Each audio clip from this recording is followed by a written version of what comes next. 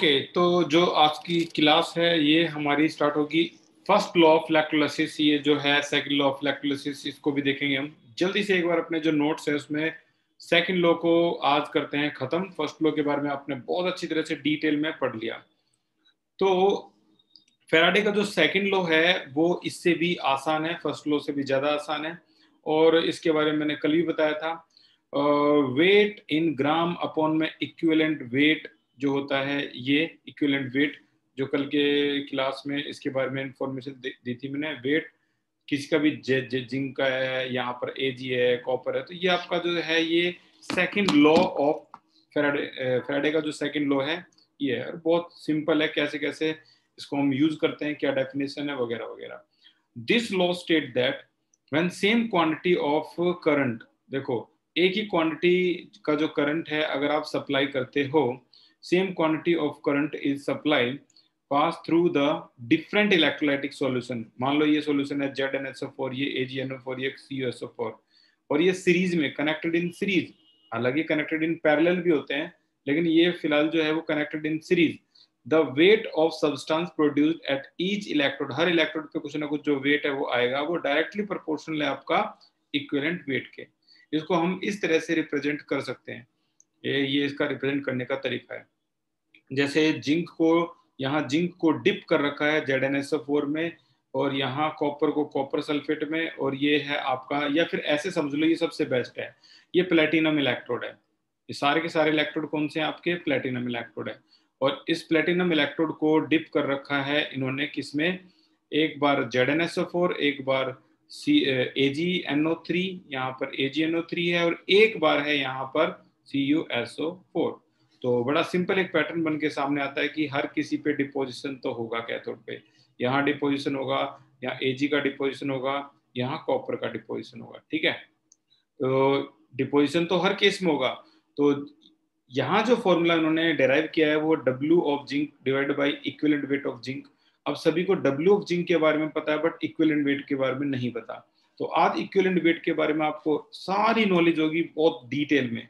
कैसे निकालते हैं? जिंक का नॉर्मल जो एटॉमिक मास होता है वो होता है कितना? 65.3। अगर आप इसमें कितने इलेक्ट्रॉन गेन किए हैं? 2। तो जो 2 इलेक्ट्रॉन को चार्ज बोलते हैं, तो इन चार्ज को डिवाइड करना होता है। ठीक है, तो जो भी आपको जो आंसर आएगा वो आपका इक्विवेलेंट वेट आ जाएगा जिंक का। सिमिलरली यहाँ एक इलेक्ट्रॉन है तो इसका एटॉमिक मास जो होता है 108, तो 1 से डिवाइड करो। यहाँ 2 इलेक्ट्रॉन है तो इसका एटॉमिक मास क्या होता है? 63.5, तो 2 से डिवाइड करो। इसका 63.5 है, 5 अगर यहाँ आ जाए, 3 वहां चला जाए, तो ये जिंक का बन जाता है 65.3। ठीक है, तो इसका और इसका जो है वो सिर्फ थोड़ा सा फर्क है, बाकी सेम ही है। एक क्वेश्चन डिस्कस कर लेते हैं एनसीईआरटी का 3.16, हमारी सारी समस्याएं दूर हो जाएंगी।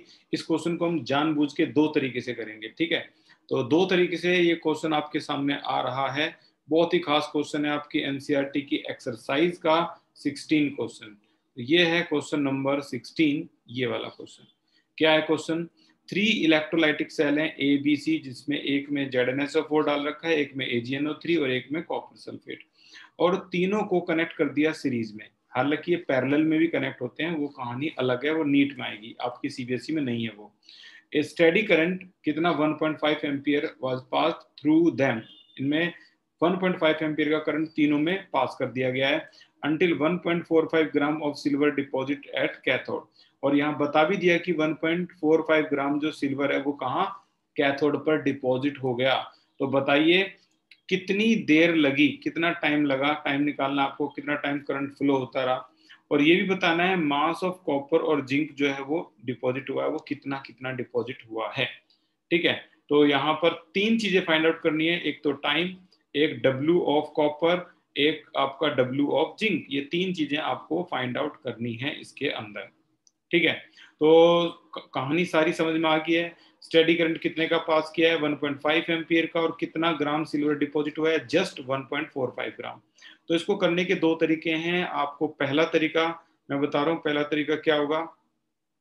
तो पहला तरीका तो हो गया भाई ये, सबसे पहले तीनों को सेपरेट लिख लो, ZnSO4, AgNO3 और कॉपर सल्फेट। अगर ये डिसोसिएट होता है तो किस में डिसोसिएट होगा करंट आने से? Zn2 पॉजिटिव SO4, इसी तरह से Ag पॉजिटिव NO3, इसी तरह से Cu2 पॉजिटिव SO4 2 नेगेटिव। अब यहाँ कितने इलेक्ट्रॉन गेन करेगा? देखो डिपोजिशन तब होगा ना जब इलेक्ट्रॉन गेन करके ये डिपॉजिट होगा। जैसे हम कल पढ़ के आए, तो ये 2 इलेक्ट्रॉन लेके डिपॉजिट होगा, ये 1 इलेक्ट्रॉन लेके, ये 2 इलेक्ट्रॉन। असल में तो बोलना क्या चाहिए, 2 मोल इलेक्ट्रॉन, 1 मोल इलेक्ट्रॉन, और 2 मोल इलेक्ट्रॉन लेके 1 मोल जिंक डिपॉजिट हुआ, 1 मोल सिल्वर डिपॉजिट हुआ, 1 मोल कॉपर डिपॉजिट हुआ, उस तीनों अलग अलग बीकर में। ठीक है, तो W इक्वल टू क्या होता है? ZIT। ठीक है, ZIT लगा लिया यहाँ पे। Z की वैल्यू आपको तो पहले ही पता है, इक्वेशन देखकर बता सकते हैं। इसका मास कितना होता है? जिंक का एटॉमिक मास 65.3 और नीचे 1,93,000 जो है 2 इलेक्ट्रॉन का 2 फैराडे चार्ज लगा दिया। करंट कितना? 1.5 एम्पियर क्वेश्चन में गिवन है।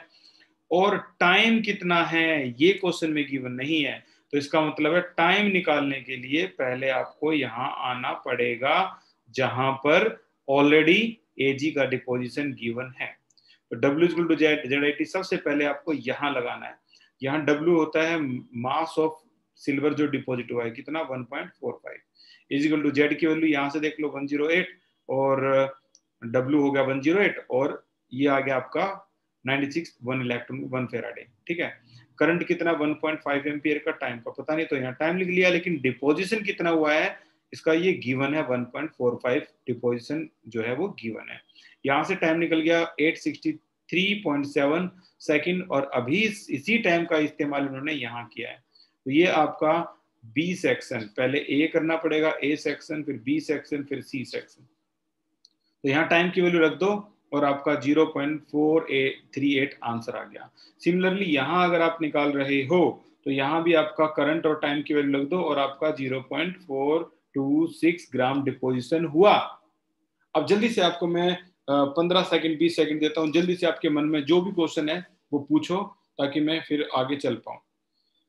जल्दी से बताओ, यहाँ पर किसी को कोई भी डाउट हो तो, सर ये कहाँ आया, ये कहाँ आया, वगैरह वगैरह वगैरह, जो भी है चैट सेक्शन में लिख डालो, कोई भी डाउट हो आपका तो। अदरवाइज ये आपको डाउट खुद ही सोल्व करने पड़ेंगे। तो जो भी आपका डाउट है वो यहाँ लिखो, सर ये वैल्यू कहाँ से आई, ये वैल्यू कहाँ से आई। क्वेश्चन इतना खास है कि ये बोर्ड प्री बोर्ड दोनों में आ चुका है, तो इसको आप नजरअंदाज नहीं कर सकते। अभी तक हमने ये question first law of Faraday, जो फर्स्ट लॉ ऑफ फेराडे था ना, ZIT, W equal to ZIT से निकाल दिया। अभी तो देखो इसको पहले लॉ से निकाल दिया।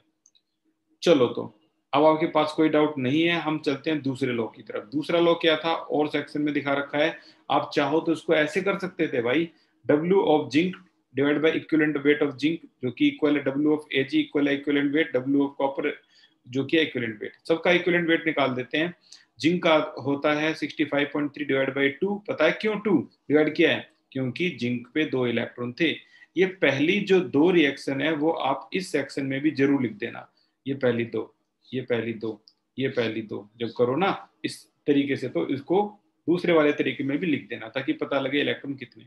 ये आ गया इक्विवेलेंट वेट, यहाँ 1 से डिवाइड करेंगे ये आ गया, इसको 2 से डिवाइड करेंगे ये आएगा।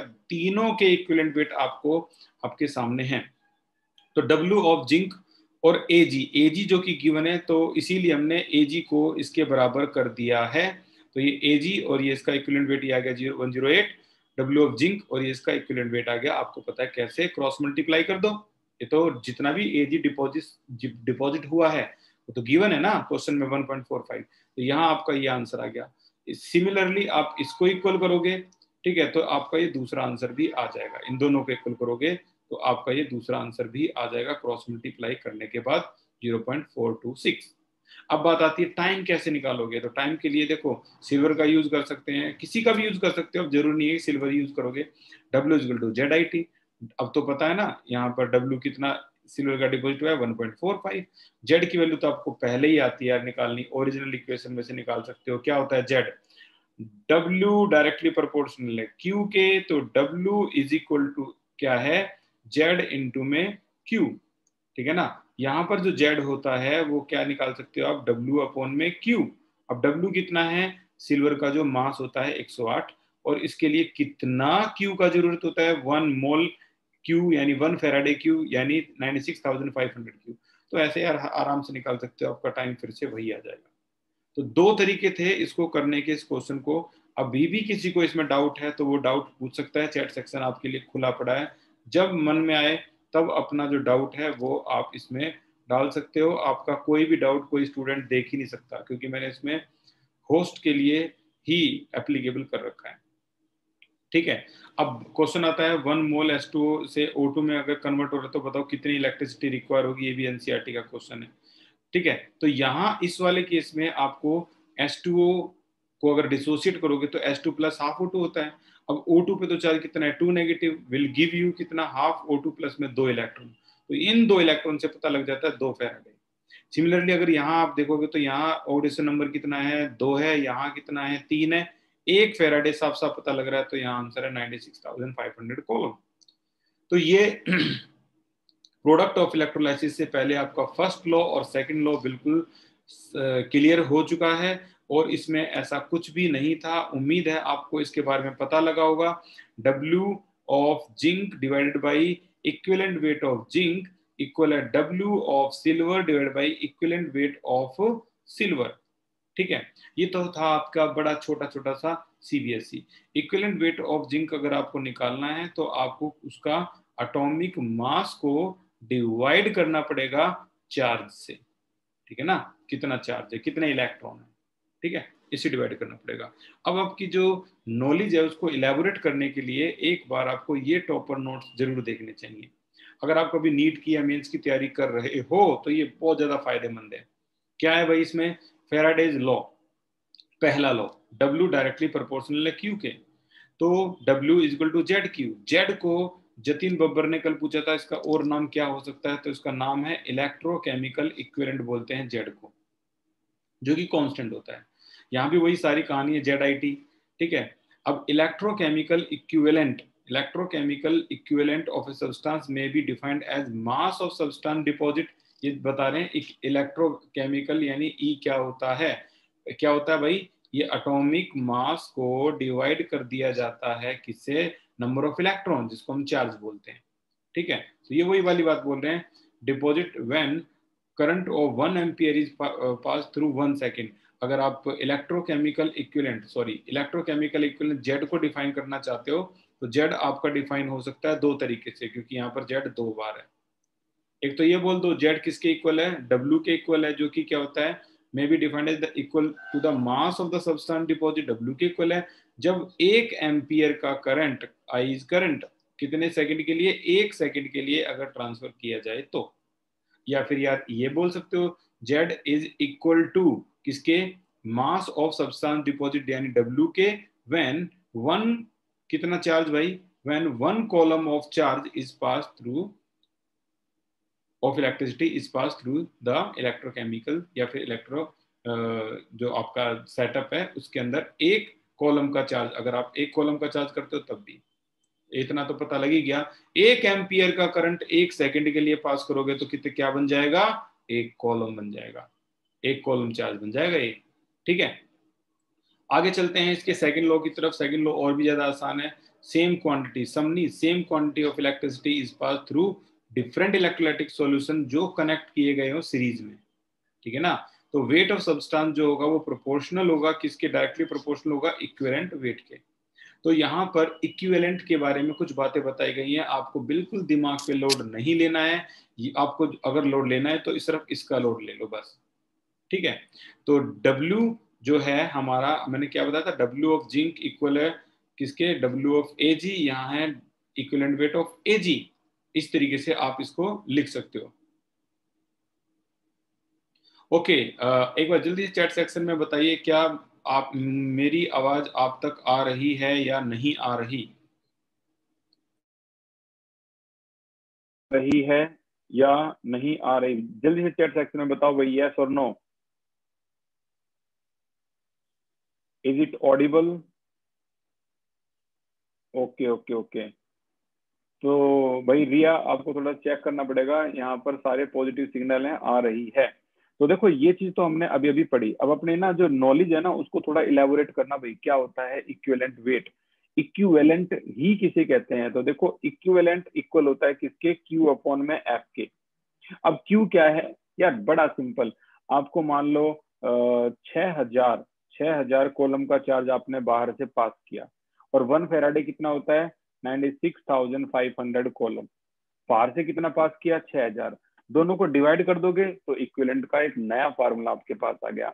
चाहो तो लिख लो यार, इतना फायदेमंद है ये, आप अंदाजा नहीं लगा पाओगे इसका, इतना फायदेमंद है।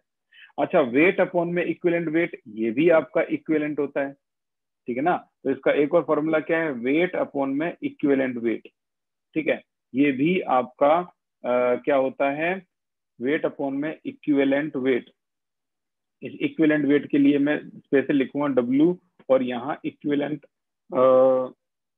वेट EW लिख देता हूँ, ज्यादा प्रॉब्लम नहीं होगी। तो बात वही है इसकी, ये वाली बात हो रही है, वेट अपॉन में इक्विवेलेंट वेट, इसको भी हम इक्विवेलेंट बोलते हैं, Q अपॉन F को भी हम इक्विवेलेंट बोलते हैं, ठीक है।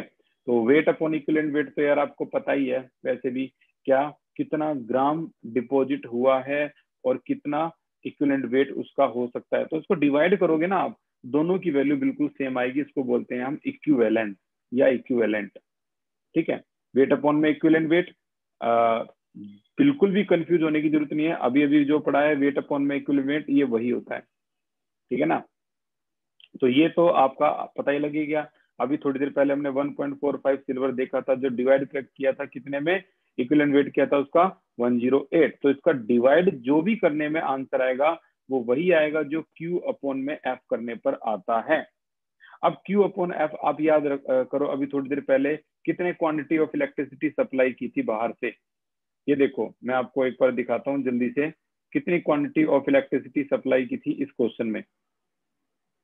ये देखो यहाँ पर सप्लाई की थी बाहर से कितनी क्वांटिटी ऑफ इलेक्ट्रिसिटी बन गई थी ZIT करने पर, ये देखो ZIT करने पर बाहर से कितनी क्वांटिटी ऑफ इलेक्ट्रिसिटी सप्लाई की थी, इस पूरे को अगर आप मल्टीप्लाई कर लोगे तो इलेक्ट्रिसिटी का पता लग जाएगा, I और T को अगर आप मल्टीप्लाई कर लोगे तो चार्ज का पता लग जाएगा। देखो I और T को मल्टीप्लाई कर लोगे तो चार्ज का पता लग जाएगा, ठीक है। लगभग 1.5 और 863.7 को मल्टीप्लाई करोगे, लगभग मान लो 6000 आ गया, 6000 आ गया। तो यार क्या सिचुएशन बनी, 6000 को यानी इस Q को डिवाइड कर रहे हो आप F से, F होता है 1 फेराडे 96,500, तो आपका वही आंसर आएगा जो आंसर क्या करने पर आ रहा है, W अपॉन में EW करने पर आ रहा है। EW का मतलब इक्विवेलेंट वेट। तो देखो कितना W है इसका, सिल्वर के केस के लिए W है 1.45, और डिवाइड किससे करना है, इक्विवेलेंट वेट कितना होता है 108। तो ये दोनों को डिवाइड करने के बाद वही आंसर आएगा जिसे हम बोलते हैं इक्विवेलेंस या इक्विवेलेंट, ठीक है। तो दो फॉर्मूले आपके दिमाग में आ गए होंगे, और नहीं भी आए होंगे तो टेंशन मत लो, जो आपका मेन पोर्शन है वो तो वैसे भी खत्म हो ही चुका है, ठीक है। अब आगे चलते हैं, इक्विवेलेंट वेट हमें पहले से पता है, बताने की जरूरत है ही नहीं, ठीक है। इक्विवेलेंट वेट हम पहले से निकालते हैं, तो ये कोई बड़ी बात नहीं है हमारे लिए, हम पहले से ऊपर पढ़ चुके हैं। एल्यूमिनियम के लिए इक्विवेलेंट वेट क्या होगा, 27 होता है इसका, डिवाइड 3 से कर दो तो ये 9 इसका इक्विवेलेंट वेट आ जाएगा, ठीक है ना। मास अपॉन में जितना भी इलेक्ट्रॉन एल्यूमिनियम गेन करेगा, एवरीवन नो कि एल्यूमिनियम 3 इलेक्ट्रॉन गेन करता है, तो डिवाइड बाई 3 आ गया इक्विवेलेंट वेट। दिस इज ई, सब ई के पीछे पड़े हुए हैं, तो ई में फिर से लिखने के लिए तैयार हूं, Q upon F is equal to W upon में इक्विवेलेंट वेट, ठीक है। कितनी भी बार लिख लो, आपका आंसर बार बार घूम घूम के, इसके बारे में तो देखो तुम्हें पहले ही पता है यार, एल्यूमिनियम की का वेट कितना होता है 27, इक्विवेलेंट वेट कितना है एल्यूमिनियम का, सॉरी ये तो हम इक्विवेलेंस निकाल रहे हैं, ठीक है। एल्यूमिनियम का वेट 27 होता है, और इक्विवेलेंट वेट अगर आपको एल्यूमिनियम का निकालना है तो कैसे निकलेगा इक्विवेलेंट वेट, अभी अभी मैंने बताया था भाई, टोटल मास अपॉन में इसका जो चार्ज है वो, तो 9 हो गया आपका इक्विवेलेंट वेट। तो यहां से डिवाइड करने के बाद इक्विवेलेंस आ जाएगा आपका, ठीक है। तो ये आपका आ गया 3 इक्विवेलेंस आ गया आपका, ठीक है। तो ये जो तरीके हैं वो आपको देखो, ये वाला जो फॉर्मूला था ये वही फॉर्मूला था जो अभी अभी हम नॉर्मली पढ़ के आए हैं, ये खत्म होता है। अब यहाँ पर अगर हम क्वेश्चंस की बात करें तो क्वेश्चंस में क्या कहा गया है, 10 Faraday of charge is applied to deposit of calcium, तो बताइए अमाउंट ऑफ कैल्शियम क्या है। अब इनका देखो जो भी इनका तरीका है, ठीक है, हम एक बार अपने तरीके से इसको करके देखते हैं कैल्शियम, कैल्शियम के बारे में सभी पता है, सभी को पता है 2 इलेक्ट्रॉन गेन करके कैल्शियम यहाँ आता है, ठीक है। तो हम कह सकते हैं कि वो क्या पूछ रहे हैं, अमाउंट ऑफ कैल्शियम बतानी है, ठीक है। तो देखो अमाउंट ऑफ कैल्शियम कैसे बताएंगे हम, 2 फेराडे का चार्ज रिक्वायर्ड करने के बाद कितना ग्राम कैल्शियम डिपॉजिट होता है, चैट सेक्शन में बताओ। हिम्मत रखोगे तो आपको बहुत कुछ सीखने के लिए मिल जाएगा, नहीं तो भाई आपको ना दीवारों में सर मारने पड़ेंगे बड़े बड़े कॉम्पिटिटिव एग्जाम के लिए। बहुत बढ़िया जतिन, खुशी करेक्ट है, जतिन करेक्ट है। 2 फेराडे का चार्ज रिक्वायर होता है 40 ग्राम कैल्शियम के लिए, क्योंकि मास ऑफ कैल्शियम ऋतु 40 ग्राम, क्योंकि 1 मोल है ना, तो इसका मास होता है 40 ग्राम। तो बताइए 1 फेराडे के लिए कितने की जरूरत है, 40/2। तो बताइए कितने फेराडे में पूछा है इसमें, 10 फेराडे में कितने की जरूरत है, 10 फेराडे में, तो मल्टीप्लाई बाई 10, बताओ आंसर क्या आएगा। आ गया ना आंसर 200 ग्राम, हमारा 3 लाइन में निकल गया। ये इनका ये आया है 200 ग्राम इनका भी, ठीक है। तो अगर हम अपने तरीके से करते हैं, बहुत सिंपल तरीका है यार, आ जाएगा। और अगर आप चाहते हो कि इनके तरीके से सर एक बार करके दिखा दो, तो इनका भी तरीका कोई ज्यादा बड़ी लंबी चौड़ी कहानी नहीं है। जो शार्प माइंड स्टूडेंट हैं वो नई चीजों को सीखते हैं, ठीक है। तो इनका तरीका भी कोई ज्यादा बड़ी कहानी नहीं है। क्या पढ़ा है हमने भाई, देखो इक्विवेलेंट क्या किसके इक्वल होता है, Q/F के, जो कि इक्वल होता है W/में इक्विवेलेंट वेट के, ठीक है। अब Q ये तो गिवन है, इनका कितना चार्ज है 10 फेराडे, नीचे क्या है 1 Faraday is equal to W आपको निकालना है। इक्विवेलेंट वेट निकाल के दिखा दो, किसका, कैल्शियम का। कैल्शियम का इक्विवेलेंट वेट कितना होता है भाई, 40/में चार्ज कितना है, 2 इलेक्ट्रॉन देख लो, 2। आ गया ना इक्विवेलेंट वेट। इक्विवेलेंट वेट क्या बताया था मैंने भाई, जो भी इसका एटॉमिक मास है उसको डिवाइड कर दो चार्ज से, ठीक है। तो चार्ज यानी इलेक्ट्रॉन होते हैं, तो ये 2 है, ये आपका 20 है, ये आपका फेराडे फेराडे कैंसिल, 20 को 10 से मल्टीप्लाई, अभी भी 200 ग्राम है। तो यार इनका तरीका भी ठीक है, आपका तरीका भी ठीक है, कोई भी तरीके आप इस्तेमाल कर सकते हो। अब अपना लेवल अगर आपको बढ़ाना हो तो इक्विवेलेंट वेट और भी देखो कैसे कैसे निकल सकता है। तो इक्विवेलेंट वेट जो है उसको ऐसे भी निकाल सकती है, मैं बार बार ई लिख रहा हूँ ना तो कंफ्यूजन होती होगी, ये असल में EW है। इक्विवेलेंट वेट क्या होता है, मॉलिक्यूलर वेट अपॉन में टोटल चार्ज। हर बुक अपने अपने सिंबल थोड़े थोड़े अलग कर लेती है, तो दिक्कत तो होती है। गैस के केस में और आसान होता है, O2 में कितने इलेक्ट्रॉन कितने वैलेंसी होती है, एक ऑक्सीजन में तो 2 होती है, 2 नेगेटिव, 2 ऑक्सीजन में 4 हो जाएगी तो 4 से डिवाइड। नाइट्रोजन में 3 नेगेटिव होती है, 2 नाइट्रोजन 6 हो जाएगी, 6 से डिवाइड। हाइड्रोजन में सिंगल पॉजिटिव, 2 से डिवाइड, ठीक है ना, 2 है। तो एसिड के केस में क्या होता है, H2SO4, तो नंबर ऑफ H पॉजिटिव माने जाते हैं। मोलिकुलर मास तो आपको पता है इसका 98 होगा, डिवाइड करेंगे कितने H पॉजिटिव रिप्लेस हुए हैं भाई, 2, तो 2। ये एसिड के केस के लिए हो गया, ये गैस के केस के लिए हो गया। और नॉर्मल जो तुम्हारे CBSE के केस है, इलेक्ट्रॉन देख के, जैसे मैंने बताया था calcium 2 positive, 2 electron calcium, electron देख के वो तो यार आपको वैसे ही आता है यार, ये तो सबसे आसान है। तो ये तो लेवल आपका बढ़ा रहे हैं एक तरह से।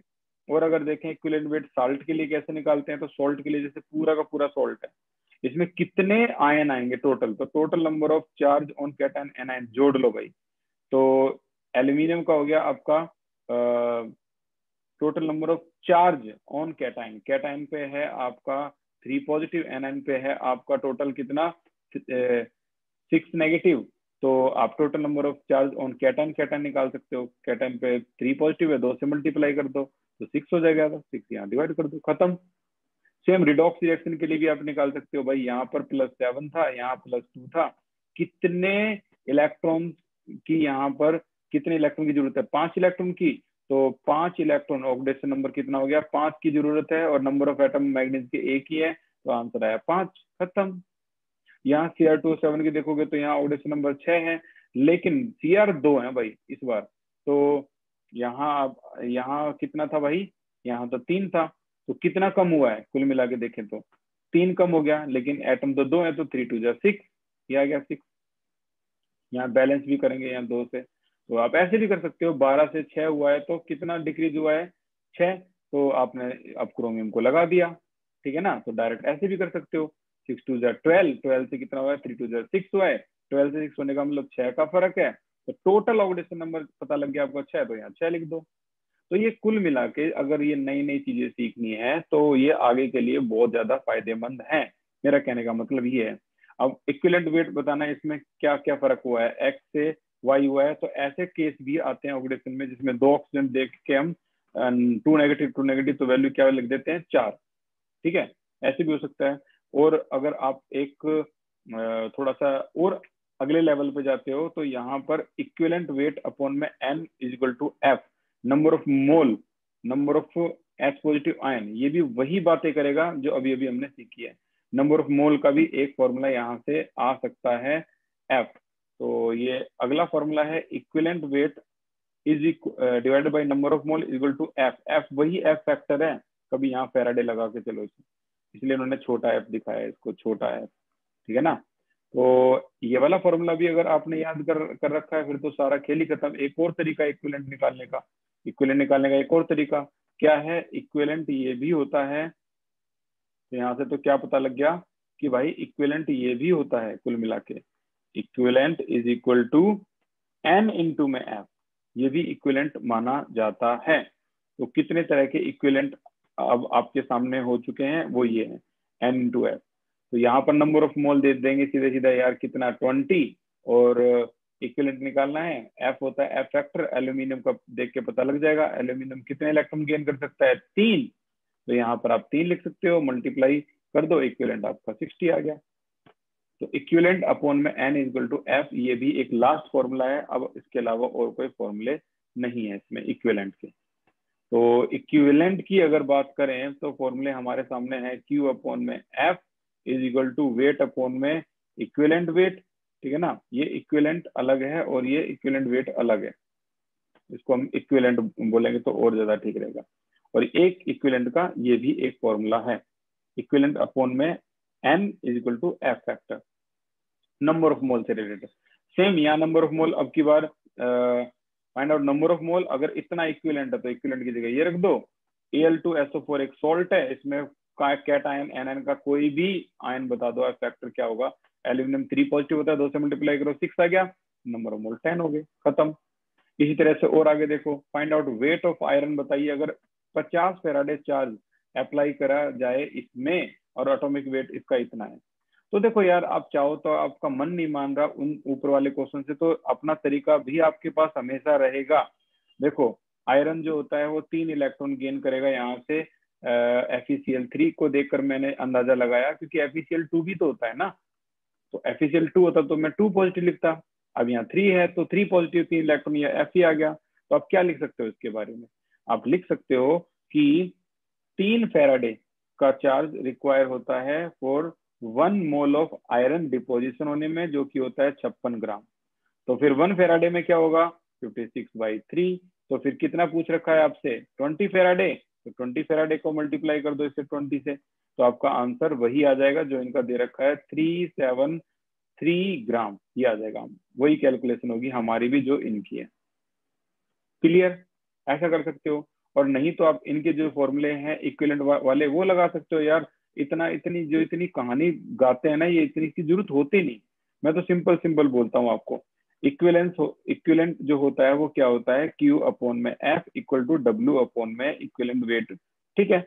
अब वो ये W पूछ रहे हैं ना, तो ये Q कितना दे रखा है 20 फेराडे, या 1 फेराडे तो होना ही होना है, 20 फेराडे 1 फेराडे, W पूछ रखा है, इक्विवेलेंट निकाल दो यार, 56 डिवाइडेड बाई कितने इलेक्ट्रॉन 3 इलेक्ट्रॉन, तो इससे ये कैंसिल, मल्टीप्लाई करो, फिर से कैलकुलेशन देखो क्या आ गई, सोचो फिर से कैलकुलेशन क्या आ गई, वही कैलकुलेशन आ गई। तो यार तुम इससे कर लो, इससे कर लो, बात एक है, आपको ना दिमाग में आना चाहिए कि हो क्या रहा है। ये फॉर्मूले आप कहीं भी अप्लाई कर लो, कभी गलत नहीं होंगे कुल मिला के। अब यहाँ पर एक क्वेश्चन है, बड़ा सिंपल सा क्वेश्चन है, आप 2 तरीके से कर सकते हो उसको। 2 कंटेनर है कनेक्टेड इन सीरीज में कनेक्ट कर दिए, one having AgCl, one having FeCl2, right. तो एक करंट अप्लाई करने पर इतने ग्राम Ag डिपॉजिट हो गया, तो बताओ Fe कितना डिपॉजिट हुआ होगा, अगर एटॉमिक मास जो वेट है वो Ag का 108 है। तो इसमें है क्या यार, सिंपल तो है, ये W अपॉन में W ऑफ Ag अपॉन में equivalent weight of Ag equal है W of Fe divide by equivalent weight of Fe, game over. W आपका जो Ag है वो दे रखा है इन्होंने, ये है इक्विवेलेंट वेट Ag का क्या होता है 108 डिवाइडेड बाई 1, क्योंकि Ag तो आपको पता है ना अच्छी तरह से कि Ag पॉजिटिव एक इलेक्ट्रॉन गेन कर कर Ag बनता है, तो डिवाइडेड बाई 1 हो चुका है ये, you know very well about it. W of Fe आपको निकालना है, this is target, and equivalent weight of Fe की अगर बात करें तो ये होता है 56 डिवाइड बाई कितने इलेक्ट्रॉन लिखूं भाई, कोई बता सकता है डिवाइड बाई कितने इलेक्ट्रॉन लिखूं?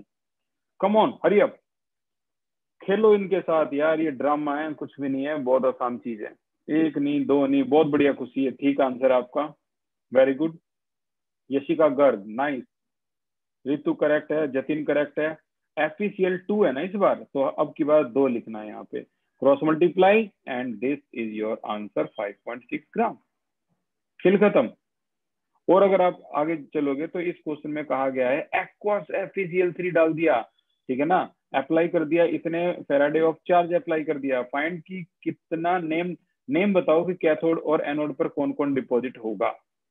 देखो कैथोड पर डिपॉजिट होगा तो वो तो होगा कैथोड, यहाँ इलेक्ट्रोलाइटिक सेल होते हैं तो कैथोड नेगेटिव है तो पॉजिटिव वाला डिपॉजिट होगा तो Fe डिपॉजिट हो जाएगा, लेकिन यहाँ तो एक्वस भी है, यहाँ तो H पॉजिटिव भी है, दोनों में कॉम्पिटिशन है, तो जिसकी डिस्चार्ज पोटेंशियल वैल्यू कम होती है जो कि Fe की है, आज की क्लास में डिस्चार्ज पोटेंशियल भी आप देखोगे किस किस की कम होती है, Fe की डिस्चार्ज पोटेंशियल कम है इसीलिए Fe डिस्चार्ज होगा।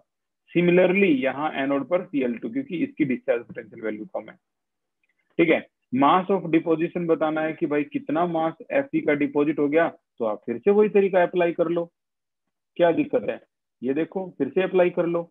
यहाँ पर अगर आप देखोगे कि 3 फेराडे ऑफ चार्ज का इस्तेमाल करके 56 ग्राम Fe डिपॉजिट होता है, तो 1 फेराडे में 56 डिवाइड बाई 3, और कितने फेराडे का पूछ रखा है 0.2, तो 0.2 लिख के यहाँ मल्टीप्लाई कर दो 0.2, वही कैलकुलेशन आ गई जो इनकी है, ये देखो आगे ना वही कैलकुलेशन, हमारी भी यही है, इनके तरीके से करना है, इनके तरीके से कर लो, ये भी वही सेम है। यहाँ इन्होंने बताया 3 कंटेनर हैं connected in series, find out the ratio of metal. अब इसमें ना NaCl, AgCl, FeCl2 ये सभी को सीरीज में कनेक्ट कर दिया तो इनका इस तरीके से वैल्यू आ जाएगी कनेक्ट करने के बाद।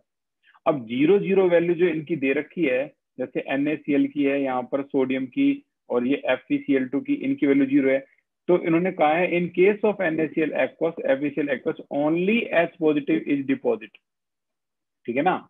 अब यहाँ पर देखो इन्होंने ये बात तो इन्होंने बताई नहीं, क्वेश्चन में थोड़ी कमी है कि एक्वस फेज में H2O भी होता है, और जहां डिस्चार्ज पोटेंशियल देखी जाती है, अब डिस्चार्ज पोटेंशियल में H पॉजिटिव वर्सेस सोडियम के बीच में कंपटीशन था, अगर सोडियम डिपॉजिट होता तो हम यहाँ पर 23/1 लिखते, लेकिन यहाँ तो हार गया, H पॉजिटिव की डिस्चार्ज पोटेंशियल ज्यादा सॉरी कम है, तो ये वाला डिपॉजिट होगा, इसलिए सोडियम आया ही नहीं, 0 खत्म, ठीक है।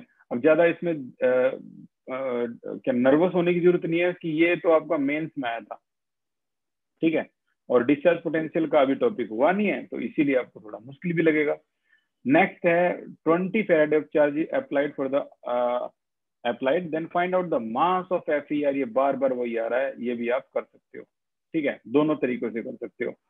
अब नेक्स्ट क्वेश्चन है 2 कंटेनर है कनेक्टिंग, जिसमें FeCl2 है और AlCl3 है, फाइंड आउट, एक एक करके बताओ ratio of equivalent deposit on Fe and aluminium, ठीक है, और दूसरा है ratio of mole deposit Fe and aluminium, और ratio of mass deposit on Fe and aluminium. तो बड़ा सिंपल यार, रेशियो ऑफ इक्विवेलेंट वेट अगर आप पूछोगे Fe और एल्यूमिनियम का, तो क्योंकि वो दोनों कंटेनर हैं और उनको कनेक्ट कर दिया गया है, फ्यूज कर दिया गया है, तो दोनों का इक्विवेलेंट वेट बराबर होगा यहाँ पे। अगर दोनों का इक्विवेलेंट वेट बराबर है तो आपको तो पता ही है इक्विवेलेंट क्या होता है, इक्विवेलेंट होता है क्या Q/F, या फिर क्या होता है W/ इक्विवेलेंट वेट ऑफ ये, और या फिर वो तीसरा फॉर्मूला आपको पता होना चाहिए क्या, equivalent weight divide by N = F। तो यहाँ पर इक्विवेलेंट वेट अगर दोनों बराबर हैं तो N को F से मल्टीप्लाई करो, भाई NF भी बराबर है, ये NF इक्वल है ये NF, तो अगला रेशियो निकालना है मोल का, तो NF फेराडे यहाँ पर कितना आएगा, Fe में 2 इलेक्ट्रॉन है तो 2 फेराडे क्योंकि FeCl2 है, एल्यूमिनियम में 3 इलेक्ट्रॉन है, AlCl3 है 3 फेराडे, तो यहाँ 2 फेराडे, यहाँ 3 फेराडे, आ गया इनका रेशियो। लो, वो कह रहा है कि रेशियो निकाल के दिखाओ मास का भी। हाँ जी, मास का भी निकल सकता है। ये W अपॉन में इक्विवेलेंट वेट, W अपॉन में इक्विवेलेंट वेट, तो यहाँ से ये जो W है ये आपका मास का रेशियो निकाल देगा। ठीक है, तो यहाँ से कैंसिल करके ये आपका जो भी आएगा ये आपका मास का रेशियो आ गया। ठीक है, तो ये तो हमारा नॉर्मल था। इक्विवेलेंट वेट आपको पता ही है, डिवाइड बाय 2 कैसे हुआ है, इक्विवेलेंट वेट इसका ही पता है। तो in this case equivalent weight दोनों के क्या होंगे, इक्वल होंगे। अगर वो रेशियो पूछता है इक्विवेलेंट वेट ऑफ डिपॉजिट कितना हुआ है यहाँ और ये कितना हुआ है, तो इक्विवेलेंट वेट जो है दोनों इक्वल होते हैं। तो ये 3 फॉर्मूले आपके सामने मैंने लिख दिए हैं। इनको जितना आप देख लोगे आप नीट के भी क्वेश्चन कर लोगे, अदरवाइज सीबीएसई तो यार आपने कर ही लिया। अब ये क्वेश्चन है बड़ा सिंपल सा। 20 एम्पियर का करंट पास किया गया जिसकी एफिशिएंसी थी 80%, यानी इसका 20 का पहले तो 80% निकाल लो यार, कितना आएगा। 20 का 80% आ गया आपका 16 एम्पियर का करंट एक्चुअल में जा पाया उसके पास 1 घंटे के लिए। तो फाइंड आउट करके दिखाओ कि कितना आयरन डिपॉजिट हुआ है। ठीक है ना, कितना आयरन डिपॉजिट हुआ है ये फाइंड आउट करना है। तो इनका जो भी तरीका है, चलो ठीक है, इनका तरीका अच्छा है, मैं मानता हूँ। हमारा भी तो कुछ तरीका होता होगा। FeCl3 में साफ साफ पता लग रहा है 3 पॉजिटिव चार्ज है, 3 इलेक्ट्रॉन, और यहाँ क्या बना, Fe। क्लियर। अब यहाँ से साफ पता लग रहा है कि 3 एम्पियर का जो करंट है, तो यहाँ 3 फेराडे का करंट जो है अगर आप पास करोगे तब जाके 56 ग्राम आपका आयरन डिपॉजिट होगा। 3 फेराडे कितना हो गया भाई, 3 मल्टीप्लाई बाई 96,500 कॉलम, इतना पास करोगे तब जाके 56 ग्राम आयरन डिपॉजिट होगा। लेकिन यहाँ पर आपने पास कितना करा, कितना फेराडे, कितना कॉलम का चार्ज पास किया, तो आप 16 एम्पियर से निकाल लो भाई। Q इक्वल टू क्या होता है, I इंटू टी होता है। I कितना है 16, टाइम कितना है 1 आवर, 1 इंटू 60 मिनट हो गया, इंटू 60 सेकेंड हो गया। तो ये इतना आपका 1 कॉलम लिखोगे यहाँ पर तो क्या हो जाएगा 56 डिवाइडेड बाई 3 इंटू में 96,500, और आपने कितना कॉलम का चार्ज पास किया है, इतना का पास किया है 16, और ये आ गया 60 को 60 से मल्टीप्लाई करोगे तो क्या आ जाएगा भाई 16 मल्टीप्लाई बाई ये आ जाएगा। तो इतना कॉलम का पास मल्टीप्लाई कर दो तो 16 इंटू में 60 इंटू में 60 या फिर 3600 लिख सकते हो। तो वही कैलकुलेशन आ गई जो आपकी इनकी थी, सेम वही कैलकुलेशन करके देखो 11.2 ग्राम आंसर आएगा ही आएगा। ठीक है, इनका अगर तरीका यूज कर रहे हो तो इनका कर लो भाई।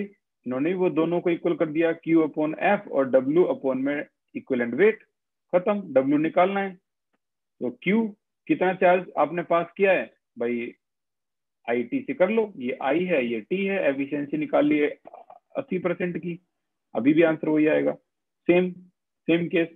तो अब इसमें अगर हम और आगे चलें करते करते करते करते, if on applying 2 Faraday of charge 20 gram metal जो है वो डिपॉजिट होता है, तो बताइए अगर एटॉमिक वेट मेटल का 30 ग्राम हो तो बताइए इस क्लोराइड का फॉर्मूला क्या है। ठीक है ना, तो क्लोराइड का फॉर्मूला निकालने का मतलब है आपको N निकालना है, और N तो यार एक ही फॉर्मूले में पढ़ा है, इक्विवेलेंट वेट अपॉन में N is equal to F factor.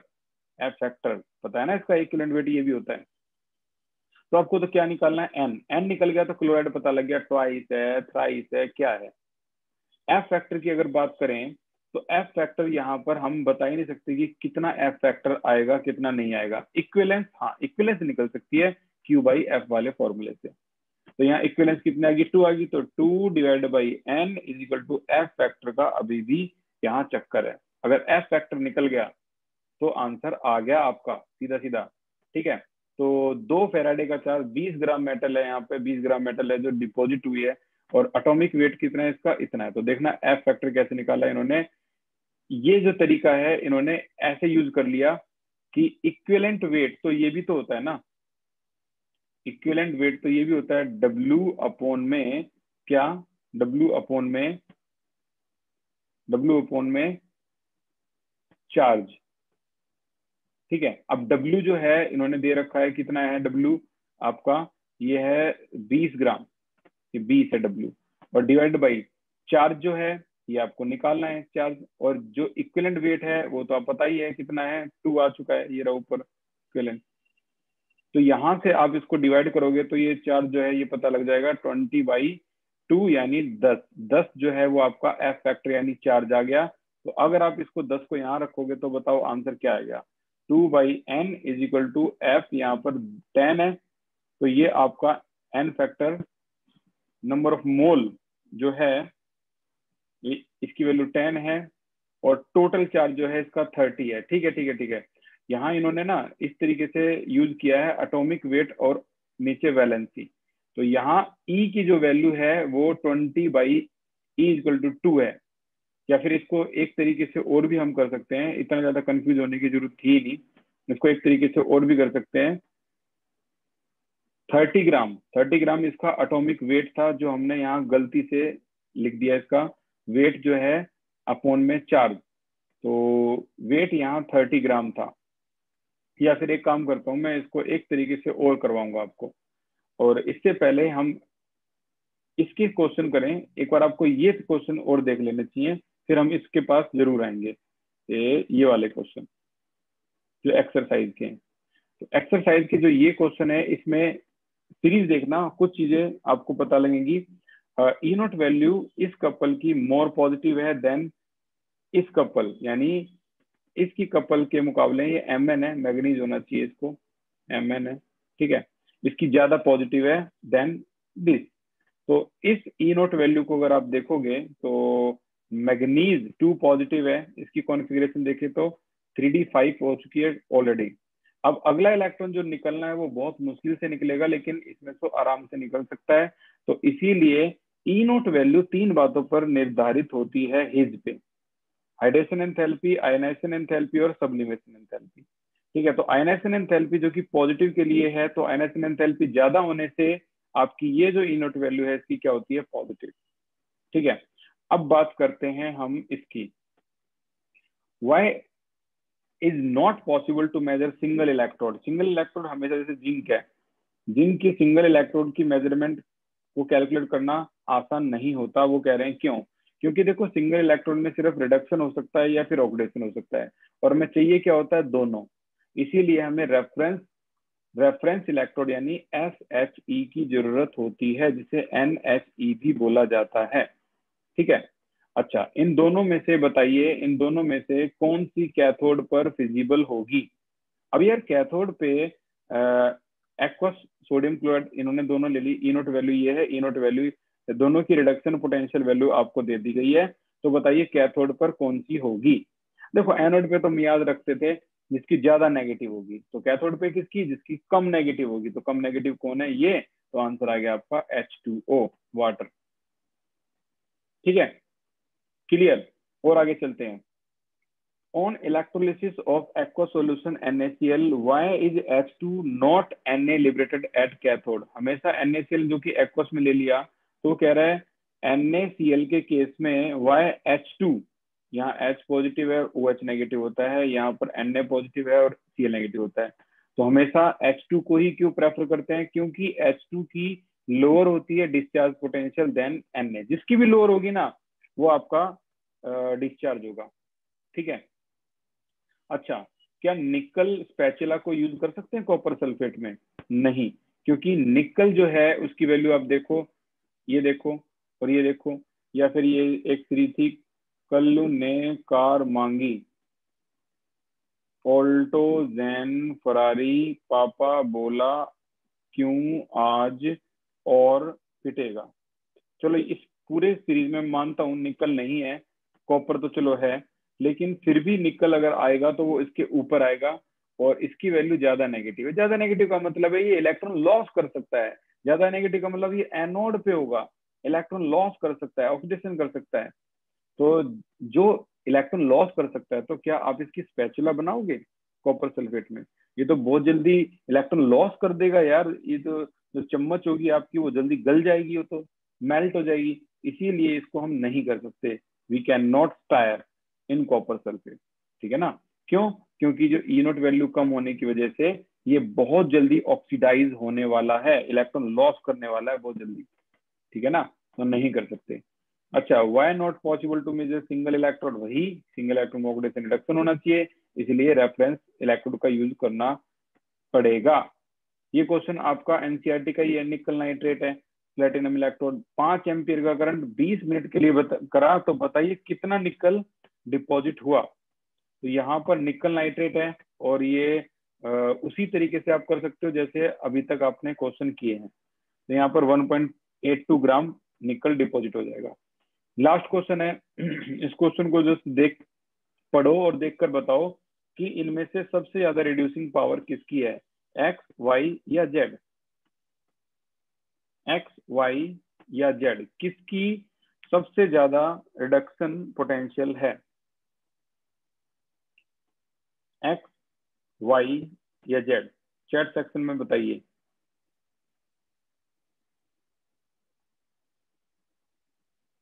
श्रीतु का आंसर गलत है, यसी का ठीक है।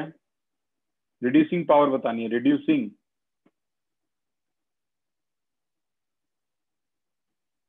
जिसकी जितनी ज्यादा नेगेटिव वैल्यू होगी, जिसकी जितनी ज्यादा नेगेटिव वैल्यू होगी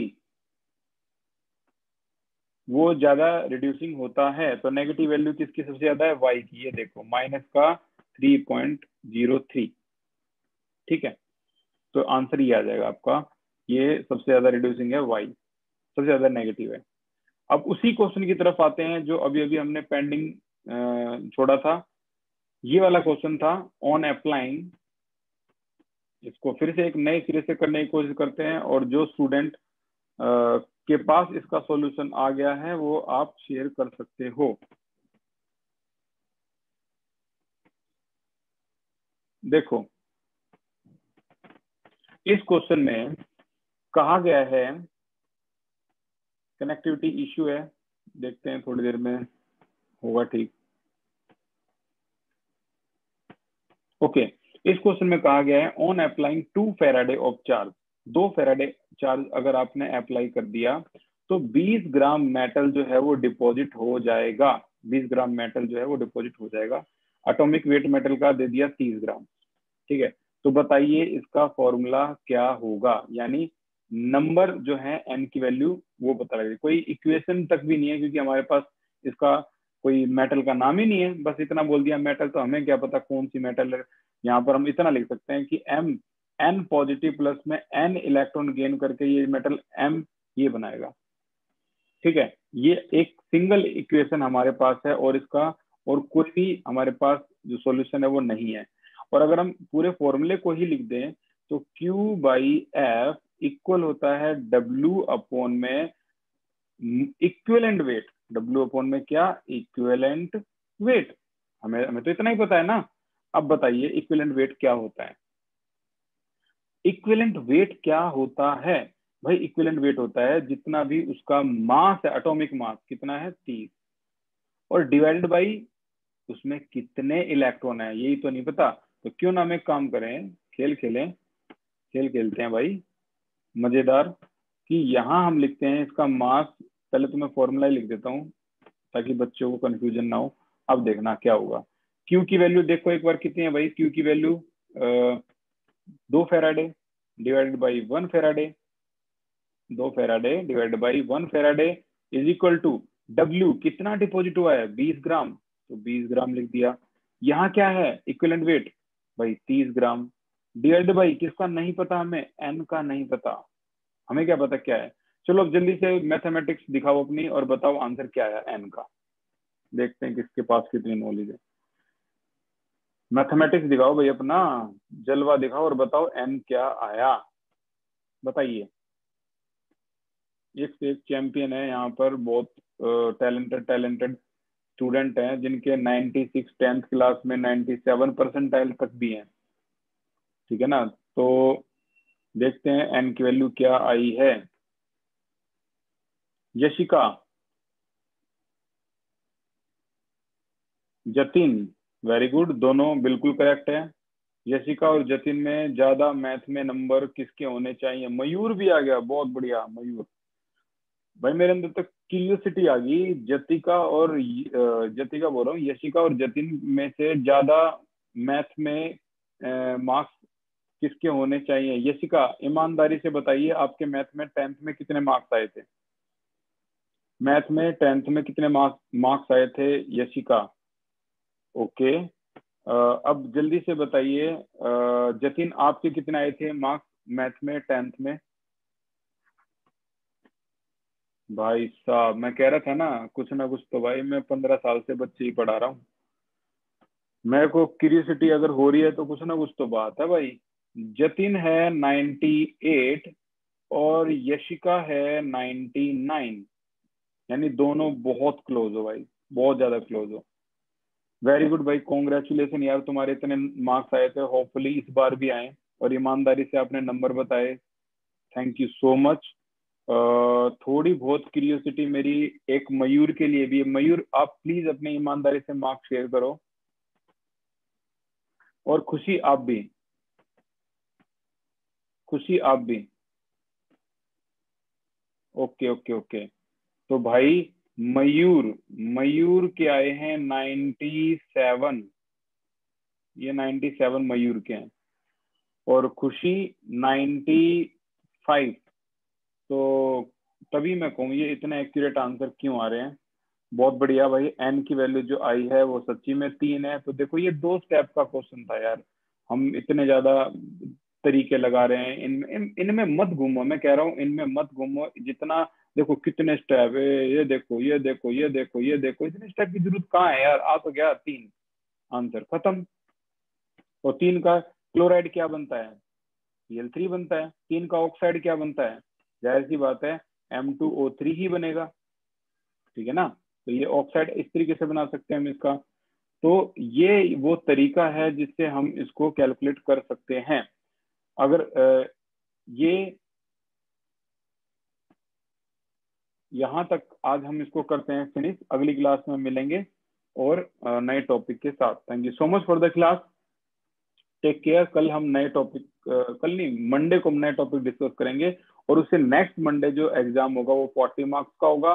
पूरी उम्मीद है आपको इसी वीक में मैं सारे पेपर चेक करके दे दूं। थोड़ा हेक्टिक शेड्यूल चल रहा है, 11th के भी एग्जाम चेक करके दिए मैंने, तो इसीलिए मैं अभी नहीं दे पाया हूँ, लेकिन बहुत जल्दी आपको ये मार्क्स मैं आपके पेपर चेक करके दे दूंगा। Thank you so much, take care.